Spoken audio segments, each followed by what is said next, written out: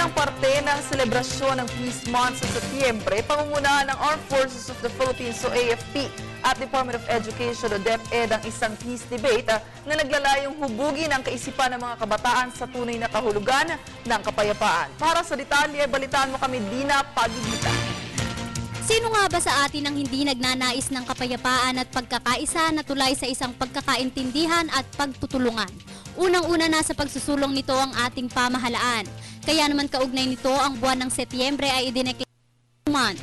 Kaya bilang tagapagtanggol ng bayan, isa ang AFP sa nagnanais ng kapayapaan.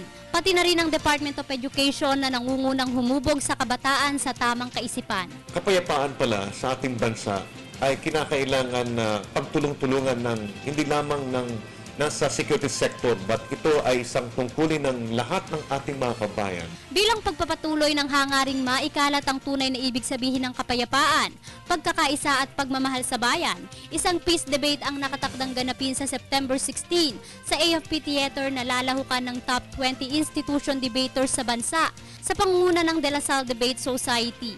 Dapat lamang raw na maintindihan ng bawat isa lalo't higit ang kabataan na malimit ng isa puso ang tunay na halaga ng pagmamahal sa bansang sinilangan. We believe na with this project, lalabas yung idea ng ating mga kabataan. At tayo naniniwala din na dito sa pamagitan ng project nito, ay baka makakuha tayo ng mga panukala galing sa ating mga kabataan. Paano natin improve, ayusin yung ating programa para sa pagtataas ng pagmamahal ng bawat mamayan sa ating bansa.